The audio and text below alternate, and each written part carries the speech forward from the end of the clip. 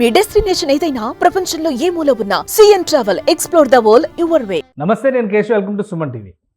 అమెరికాలో ట్రంప్ 2.0 ప్రారంభమైంది. అయితే మొదటి రోజే ఆయన తీసుకున్నటువంటి కీలకమైన నిర్ణయాలు ఎవరు అమెరికా పౌరులు ఎవరు కాకుండా పోతారనేటువంటి ఆందోళనని ప్రపంచవ్యాప్తంగా రేకెత్తిస్తుంది. ఇందులో ఉన్నటువంటి లీగాలిటీస్ ఏంటి, పైగా ఒకే రోజు 220 ఎగ్జిక్యూటివ్ ఆర్డర్లు ఇవ్వడం అనేది చట్టపరంగా నిలుస్తుందా లేదా, ఈ అంశాలను విశ్లేషించేటువంటి ప్రయత్నం చేద్దాం. మనతో పాటు అమెరికాలో అటార్నీగా, ఎక్స్పీరియన్స్డ్ అటార్నీగా పేరున్నటువంటి జనేతా రెడ్డి గారు ఉన్నారు. జనేతా రెడ్డి గారు నమస్కారం. నమస్కారం అండి. ట్రంప్ 2.0 ఆల్రెడీ 2 నెలల నుంచి దీని మీద హోరాహోరీ చర్చలు నడుస్తూ ఉన్నాయి. మొదటి రోజు ఆయన సంచలన నిర్ణయాలు తీసుకున్నారు. సో మన తెలుగు వాళ్ళందరూ, ముఖ్యంగా ఉషా చిలుకూరి, ఆమె హస్బెండ్ వైస్ ప్రెసిడెంట్ అవ్వడం, ఏదో తెలుగు రాష్ట్రాలకు కలిసి వస్తుందా లేదో తెలియకపోయినా ఎమోషనల్గా కనెక్ట్ అయితే అయింది. అసలు ఆమె సిటిజనా కాదా అనే చర్చ మొదలైంది. ఏంటి ఇప్పుడు ట్రంప్ తీసుకున్నటువంటి నిర్ణయాలతో ఉన్న సిటిజన్షిప్ ఊడిపోయే పరిస్థితులు కూడా ఉన్నాయా? అంటే యూజువల్ గా తను చేసిన ఈ ఎగ్జిక్యూటివ్ ఆర్డర్ ద్వారా ఏంటి అంటే, మనకు బర్త్ రైట్ సిటిజన్షిప్ అనేది 14th అమెండ్మెంట్ ద్వారా ఇవ్వబడుతుంది. అయితే ఈ 14th అమెండ్మెంట్ ద్వారా ఇవ్వబడింది ఏంటి అంటే, చేంజ్ చేయాలి అని అన్నప్పుడు ఇదర్ కాన్స్టిట్యూషన్ కానీ చేంజ్ చేయాలి, లేదు అంటే ఇంటర్ప్రిటేషన్ చేంజ్ అవ్వాలి. ఎగ్జిక్యూటివ్ ఆర్డర్ ద్వారా చేంజ్ అవ్వడం అనేది కష్టం. ఇప్పుడు ఇచ్చిన ఎగ్జిక్యూటివ్ ఆర్డర్ కూడా ఇది ఇంప్లిమెంటేషన్ 30 days తర్వాత అన్నమాట. అంటే February 17th అట్లా ఇంప్లిమెంట్ అవుతుంది 30 days తర్వాత. ఆల్రెడీ సూ చేశారు దీని మీద, లా సూట్ స్టార్ట్ అయింది. కొన్ని అంటే ఎట్లా ఉంటాయి అంటే, కొన్ని ఎగ్జిక్యూటివ్ ఆర్డర్స్ ప్రెసిడెంట్స్ కి ఒక స్ట్రోక్ ఆఫ్ ద పెన్ ద్వారా చేసేవి కొన్ని ఉంటాయి. కొన్ని కాంగ్రెస్ రాటిఫై చేయాలి వీటిని. ఇది కాన్స్టిట్యూషన్ కి సంబంధించింది కాబట్టి తప్పకుండా ఈ లా సూట్స్ ఆల్రెడీ మొదలయ్యాయి బర్త్ రైట్ సిటిజన్షిప్ మీద. అండ్ అంటే అంత తొందరగా ఈ 30 days తర్వాత కూడా ఇంప్లిమెంట్ అవుతుంది అని మనం అనుకోలేము. ఎందుకంటే బాటమ్ లైన్ ఫైనల్ గా ఇది సుప్రీం కోర్టుకి వెళ్తుంది ఈ కేసు. సో ఎందుకంటే అక్కడ పుట్టిన పిల్లలకి ఈదర్ అంటే గ్రీన్ కార్డ్ సిటిజన్ వాళ్ళ పిల్లలు తప్ప మిగతా నాన్ ఇమిగ్రెంట్స్ ఎవరు వెళ్ళినా కూడా వాళ్ళ పిల్లలందరికీ సిటిజన్షిప్ ఉండకపోవడం అనేది ఇప్పుడు ఇచ్చిన ఎగ్జిక్యూటివ్ ఆర్డర్ లో. సో అంటే అది అంత తొందరగా తేలేది కాదు. ఇది సుప్రీం కోర్ట్ కి వెళ్తుంది bottom line, and courts decide చేస్తాయి. అసలు ఎగ్జిక్యూటివ్ ఆర్డర్ అంటే ఏంటి? ఈ ఆర్డర్ ఇవ్వడం ద్వారా ఎలాంటి రైట్స్ ఉంటాయి? ముఖ్యంగా ప్రెసిడెంట్కి ఉండేటువంటి పవర్స్ ఏంటి? ఒకేసారి ఇన్ని ఆర్డర్స్ ఇవ్వడం కూడా ఇప్పుడు సంచలనంగా మారింది. ఎందుకంటే 4 yearsలో జో బైడెన్ 160 ఆర్డర్స్ ఇస్తే ఒకే రోజు 220 ఆర్డర్లు ట్రంప్ ఇచ్చారు. సో దీనికి ఏమైనా లిమిట్ అనేది లేదా? ఎగ్జిక్యూటివ్ ఆర్డర్ అంటే ఏంటి అసలు? లిమిట్ అనేది ఏమి, special power to the president అన్నమాట. సో అంటే అలాంటి పవర్ ఉంటుంది, నిర్ణయం తీసుకోవచ్చు ప్రెసిడెంట్. సో ఇప్పుడు మనం ఫస్ట్ చూసినప్పుడు ట్రంప్ ఫస్ట్ టర్మ్ లో ఇదే ఎగ్జిక్యూటివ్ ఆర్డర్స్ చాలా ఇష్యూ చేశారు. ముస్లిం కంట్రీస్ ని బ్యాన్ చేయడము, ఇంకా కొన్ని కంట్రీస్ నుంచి F1 స్టూడెంట్స్ ని రాకపోవడము, ఇంకా చాలా ఉన్నాయి. ఇప్పుడు చూస్తే మనం వరల్డ్ హెల్త్ ఆర్గనైజేషన్స్ నుంచి విత్డ్రా చేయడము, ప్యారిస్ డీల్ నుంచి విత్డ్రా చేయడము, ఇట్లా చాలా ఉన్నాయి. సో అంటే almost 78 of the executive orders ఏవైతే బైడెన్ ఉన్నాయో అవి మళ్ళీ మొత్తం అండూ చేశారు. అంటే ఇలా ఒక ప్రెసిడెంట్ చేసింది ఇంకో ప్రెసిడెంట్ అండూ చేయడము, ఇట్లా చేస్తూ ఉంటే డెవలప్మెంట్ అనేది ఉండదు. సో అంటే మొన్నటి వరకు ఆంధ్ర పాలిటిక్స్లో చూసాం, ఇప్పుడు అమెరికా పాలిటిక్స్లో కూడా ఇది చూడాల్సిన పరిస్థితి కనిపిస్తుంది. అంటే ఇవన్నీ పార్లమెంట్ రాటిఫై చేయాల్సిన పరిస్థితి ఉంటుందా, లేదంటే వన్స్ ఆర్డర్ ఇచ్చిన తర్వాత లీగల్ ఫైట్ చేయడం ఒకటే అక్కడ ఉండేటువంటి ఆప్షనా? అంటే కాన్స్టిట్యూషన్ కి సంబంధించి ఓన్లీ కాంగ్రెస్ ది పర్మిషన్ అవసరం, అంటే వాళ్ళు రాటిఫై చేయాలి. బట్ మిగతావి అంటే ఇప్పుడు ముస్లిం కంట్రీస్ ని బ్యాన్ చేయడము, లేకుంటే కొన్ని కంట్రీస్ నుంచి స్టూడెంట్స్ రాకపోవడము, కొన్ని ప్రోగ్రామ్స్ ని ఇప్పుడు రిమైన్ ఇన్ మెక్సికో ఒకటి, తర్వాత కొన్ని అంటే గల్ఫ్ ఆఫ్ మెక్సికోని గల్ఫ్ ఆఫ్ అమెరికా చేయడం, ఇట్లాంటి ఎగ్జిక్యూటివ్ ఆర్డర్స్ అవి విత్ స్టాండ్ అవుతాయి. బట్ ఎవరైనా లా సూట్ వేసినా కూడా మోస్ట్ లైక్లీ, ఎందుకంటే ఆ ప్రెసిడెన్షియల్ పవర్ ఉంటుంది కాబట్టి. బట్ ఏదైనా కాన్స్టిట్యూషన్ రిలేటెడ్ మటుకు డెఫినెట్ గా that won't withstand. And then eventual Gulf of Mexico అనేది కూడా, ఇవన్నీ కూడా ఇంటర్నేషనల్ ఇష్యూస్ కి సంబంధించినవి కాబట్టి అమెరికా ఏకపక్షంగా వాటిపై నిర్ణయాలు తీసుకోవచ్చా? అంటే కొన్ని థింగ్స్ అంటే ఆర్డర్ ఇష్యూ చేశారు, అవి ఇష్యూ చేసిన ఆర్డర్స్ అన్ని కూడా విత్ స్టాండ్ అవుతాయని ఇది 100% ష్యూర్ కాదు. కొన్ని ఉంటాయి, కొన్ని విత్ స్టాండ్ అవుతాయి. ఇప్పుడు మనం ఫస్ట్ టర్మ్ లో చూసినప్పుడు కూడా అన్ని విత్ స్టాండ్ అవ్వలేదు. సో డెఫినెట్ గా కొన్ని లా సూట్స్ వేశారు, అవి కోర్ట్స్ వరకు వెళ్ళాయి. ఈ ఎగ్జిక్యూటివ్ ఆర్డర్ చెల్లదు అని కోర్టు కూడా ఆర్డర్స్ చేశాయి కొన్ని విషయాల్లో. సో ఇట్ ఆల్ డిపెండ్స్, అంటే ఎంత యాక్టివ్ గా ముందుకెళ్తే. సో చాలా democratic you know states already started sewing. So అంటే మనకి ఇవన్నీ అన్ఫోల్డ్ అయ్యేసరికి కొంచెం టైం పడుతుంది. అంటే మనము అంత క్విక్ గా దీన్ని అసెస్మెంట్ చేసి క్విక్ గా ఓకే 30th డే తర్వాత ఇది ఇంప్లిమెంట్ అవుతుంది అనేది 100% ష్యూర్ కాదు. So it will definitely end up in the court. So ఇంకొకటి, ఈ ఆర్డర్స్లో కానీ డిస్కషన్స్లో కానీ ఎక్కువగా ఉంది అమెరికా గ్రీన్లాండ్ను కొనేయాలి అనేటువంటి ఒక ప్రపోజల్. ట్రంప్ చాలా గట్టిగా చేస్తున్నటువంటి వాదన. గతంలో అలాస్కాని చూసాం. అలాస్కా ఏంటంటే బార్డర్లో ఉంటుంది కాబట్టి పాసిబిలిటీ ఉండొచ్చు అనేటువంటి అభిప్రాయం ఉంది. గ్రీన్లాండ్ ఎక్కడో అంటార్క్టికా సముద్రం దగ్గర ఎక్కడో ఉండేటువంటి దాన్ని అమెరికా కొనేయడము, దాని గురించి అమెరికన్ ప్రెసిడెంట్ ఆర్డర్స్ ఇవ్వడము, ఇవన్నీ యాక్సెప్టబుల్లా? అంటే ఈ కొన్ని థింగ్స్ ఎలా ఉంటాయి అని అంటే ఈ పొలిటికల్ సినారియోలో వాళ్ళు చేసిన కొన్ని ప్రామిసెస్ అన్నవి ఎగ్జిక్యూటివ్ ఆర్డర్స్ ఇష్యూ చేస్తారు. అది మనం అనుకున్నట్టు అవి విత్ స్టాండ్ అవ్వవు.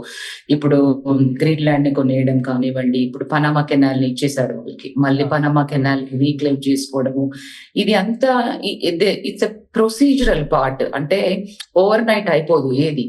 సో యూనో ఒకసారి వాళ్ళకి ఇచ్చేసాక మళ్ళీ రీక్లెయిమ్ చేసుకోవాలి అంటే దానికి ఒక ప్రొసీజర్ ఉంటుంది, దానికి కొంత టైం పడుతుంది అదంతా చేయాలన్నా కూడా.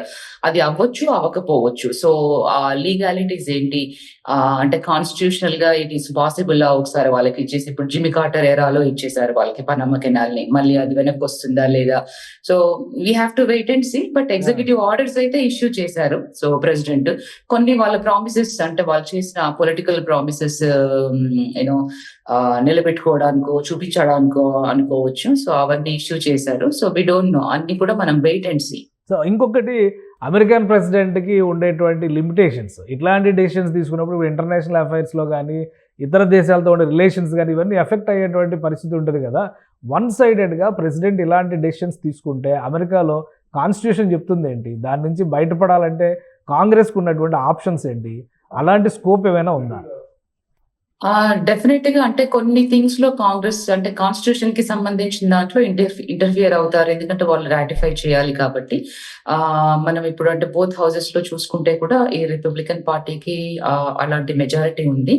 బట్ స్టిల్ అంటే యూనో అది డిబేట్ కి వెళ్ళాలి, వాళ్ళు డిస్కస్ చేయాలి, దాన్ని రాటిఫై చేయాలి, ఇవన్నీ కూడా ఇన్వాల్వ్ అయి ఉంటాయి అన్నమాట. బట్ ఈలోగా ఏదైతే ఇష్యూ ఉందో దాన్ని అంటే అందరూ చర్చించుకోవడము, దాని లీగాలిటీ ఏంటి, యూనో లా సూట్స్ ఫైల్ చేయడము, సో దాన్ని తీసుకెళ్లడము ఫైనల్ గా జడ్జెస్ దగ్గరికి, సో కాన్స్టిట్యూషనల్ గా దాన్ని ఆర్గ్యూ చేయడము, ఇవన్నీ ఉంటాయి. సో ఇప్పుడు ఇండియన్ పాయింట్ ఆఫ్ వ్యూలో చూస్తే ట్రంప్ అండ్ నరేంద్ర మోడీ గారు చాలా బెస్ట్ ఫ్రెండ్స్. ఆయన ప్రమాణ స్వీకారం చేయగానే ఈయన ఇక్కడ ఆల్ ది బెస్ట్ చెప్పేశారు. ఎలా ఉండొచ్చు ఇండియా అండ్ అమెరికా రిలేషన్స్, ఏ విధంగా ఉండొచ్చు ఈ ట్రంప్ 2.0లో? ఐ థింక్ అది పాజిటివ్ గా అనుకోవచ్చు మనం. అంటే ప్రీవియస్ గా చూసుకున్నట్టు లాస్ట్ టర్మ్ లో ఇప్పుడు మోదీ గారు ఒకసారి వచ్చినప్పుడు ఆ స్టేడియంలో they had a very good rap. అంటే ఆ బాడీ లాంగ్వేజ్ కానివ్వండి, అది ట్రంప్ కూడా ఇండియాకి వచ్చారు వెరీ షార్ట్ టైం కి.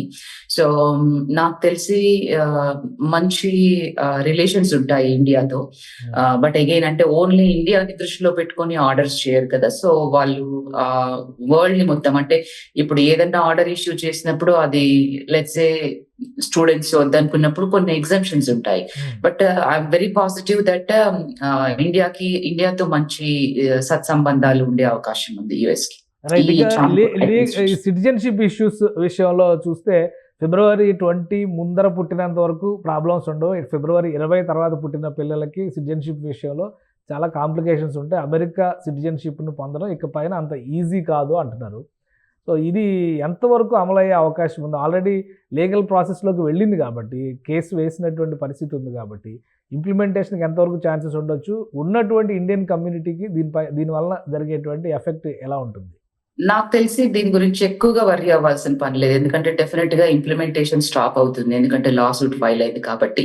సో ఇందాక నేను చెప్పినట్టు ఇది ఈవెన్చువల్ గా it will end up in supreme court of the United states. So judges చెప్పినట్టుగా వాట్ ఎవర్ ది అవుట్కమ్ దాని ప్రకారం ఉంటుంది.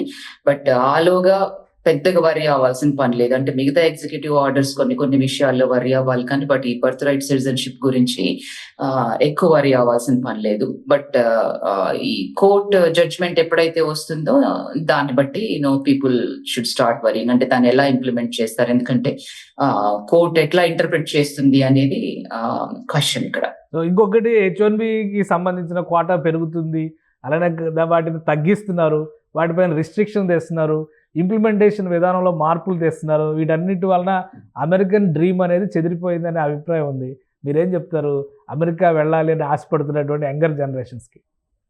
అమెరికా డ్రీమ్ అనేది ఏం చెదిరిపోలేదండి. కొన్ని సడలింపులు ఉంటాయి, కొన్ని స్ట్రిక్ట్ గా ఉంటాయి రూల్స్ రిలేటెడ్ టు H1B. అంటే మనకి బైడెన్ అడ్మినిస్ట్రేషన్ లో చూసుకున్నప్పుడు ఏంటి అని అంటే కొన్ని రూల్స్, అంటే ఇప్పుడు అన్ని క్లయింట్ లెటర్స్ కానివ్వండి, వెండర్ లెటర్స్ ఇట్లాంటివన్నీ కొన్ని అంటే వాటికి ఇవి మ్యాండేటరీ అని చెప్పలేదు. సో అట్లా ఫైల్ చేయడము, అప్రూవ్ అవ్వడం. సో ఇప్పుడు ఏంటి అని అంటే మళ్ళీ ప్రీవియస్ మనం ఫస్ట్ 4 years ఫస్ట్ టర్మ్ లో ఏదైతే చూసామో ట్రంప్ అడ్మినిస్ట్రేషన్ లో, we are just going back to that. అంటే people are already use to, అంటే ఆ ఫస్ట్ టర్మ్ లో ఏమేం కావాలి ఏంటి, కొన్ని హార్ష్లీ రిలేటెడ్, అంటే ఎక్కువ RFEs రావచ్చు H1B ఫైలింగ్స్ ని. ఇప్పుడు కంప్యూటర్ సైన్స్ రిలేటెడ్ జాబ్స్ కి మెకానికల్ పర్సన్ అప్లై చేసినప్పుడు, సివిల్ ఇంజనీరింగ్ పర్సన్ అప్లై చేసినప్పుడు ఏంటి అని అంటే వాళ్ళు గో త్రూ అవ్వకపోవచ్చు వాళ్ళ H1B. ఎందుకంటే స్పెషాలిటీ ఆక్యుపేషన్ ని స్ట్రిక్ట్ గా ఆ రిలేటెడ్ ఫీల్డ్ బ్యాచిలర్స్ డిగ్రీ ఉండాలని ఇంటర్ప్రిట్ చేశారు ట్రంప్ ఫస్ట్ టర్మ్ లో. సో సిమిలర్ గా ఈ టర్మ్ లో కూడా అదే జరగబోతోంది. ఎక్కువ సైట్ విజిటేషన్స్ ఉంటాయి, కంప్లైన్స్ ఎక్కువగా ఉంటుంది, సో ఎన్ఫోర్స్మెంట్ ఎక్కువగా ఉంటుంది ఈ అడ్మినిస్ట్రేషన్ లో. బట్ పీపుల్ షుడ్, అంటే ఆల్రెడీ 2017-18లో కూడా ఇలాంటి ప్రాబ్లమ్స్ కొంత ఫేస్ చేశారు. సేమ్ సినారియో కంటిన్యూ అవుతుంది అని అనుకోవచ్చు. ఇంకా ఏదైనా స్ట్రింజెంట్ యాక్షన్ ఉండొచ్చు. ఇల్లీగల్ ఇమిగ్రెంట్స్ విషయంలో అయితే ఆల్రెడీ వాళ్ళు క్లారిటీ ఇచ్చేశారు. బట్ లీగల్ ఇమిగ్రేషన్ విషయంలో, స్కిల్డ్ ఎంప్లాయ్మెంట్ రిక్రూట్మెంట్స్ విషయంలో ఇంకా స్ట్రిక్ట్ పొజిషన్స్ ఉండే అవకాశం ఉందా? ఒక విధంగా అంటే ప్రీవియస్ అడ్మినిస్ట్రేషన్ లో ఉన్నదే కంటిన్యూ అవ్వచ్చు. ఇంకా స్ట్రిక్టర్ రూల్స్ ఉంటాయి అని నేను అనుకోను. రీజన్ ఈజ్ అంటే ఇప్పుడు గవర్నమెంట్ ఎఫిషియన్సీ ఇన్ఛార్జ్ ఇప్పుడు వివేక్ రామస్వామి కానివ్వండి, ఈలాన్ కానివ్వండి, వాళ్ళు ఉన్నారు. So Elon is positive towards the H1B అని అంటే మేబీ అదొక రీజన్ అనుకోవచ్చు. బట్ ప్రీవియస్ అడ్మినిస్ట్రేషన్ లో ఉన్నప్పటి ఆ కంప్లైన్సెస్ ఎట్లా ఇంటర్ప్రిట్ చేశారో ప్రీవియస్ గా అవి ఉంటాయి. సో మనం ఎక్కువ RFEs చూస్తాము. ఇప్పుడు స్టేట్ డిపార్ట్మెంట్ అంటే వీసాస్ కి, కాన్సులేట్స్ కి వెళ్ళినప్పుడు కూడా ఎక్కువగా 221Gs వచ్చే అవకాశం ఉంది. సో ఇలాంటివన్నీ ముందుగానే ప్రిపేర్ అయి ఉండాలి. రైట్. థ్యాంక్ యూ జినేత గారు, మీ అభిప్రాయాన్ని తెలియజేసినందుకు. ఇది అమెరికా 2.0లో, అంటే ట్రంప్ 2.0 శకం ప్రారంభమైనటువంటి నేపథ్యంలో అనేక నిర్ణయాలు అమెరికా ఫస్ట్ అనేటువంటి కేటగిరీలో ట్రంప్ తీసుకున్నారు. అయితే లీగల్గా ఇవన్నీ కూడా విత్స్టాండ్ అవ్వాల్సినటువంటి అవసరం ఉందని జినేత రెడ్డి గారు విశ్లేషిస్తున్నారు. ఆల్రెడీ సిటిజన్షిప్ విషయంలో ట్రంప్ ఇచ్చిన ఎగ్జిక్యూటివ్ ఆర్డర్ పైన కేసులు ఫైల్ అయ్యాయి. కేసు ఫైల్ అయిన తర్వాత వాటిని స్టే చేయడానికి అవకాశం ఎక్కువగా ఉండొచ్చు. అలానే తీర్పు వచ్చే వరకు ప్రస్తుత విధానం కొనసాగడానికి కూడా ఛాన్సెస్ ఉంటాయని విశ్లేషిస్తున్నారు. ఇక గతంలో ట్రంప్ అడ్మినిస్ట్రేషన్లో జరిగినటువంటి రెస్ట్రిక్షన్సే H1B వీసాల విషయంలో కానీ, ఇమ్మిగ్రేషన్ పాలసీల విషయం కానీ, ముఖ్యంగా లీగల్ ఇమ్మిగ్రేషన్ విషయంలో మళ్ళీ అమలయ్యేటువంటి అవకాశం ఉంది. ఇక స్కిల్డ్ ప్రొఫెషనల్స్కి సంబంధించి ఒకవైపు వివేక్ రామస్వామి, ఇంకోవైపు ఎలాన్ మస్క్, వీళ్ళిద్దరూ H1Bకి ఫేవర్గా నిలుస్తారు. కాబట్టి ఇది కలిసి వచ్చేటువంటి అంశమని జినేత రెడ్డి గారు విశ్లేషిస్తున్నారు. ఇది స్పెషల్ ఇంటర్వ్యూ. Keep watching.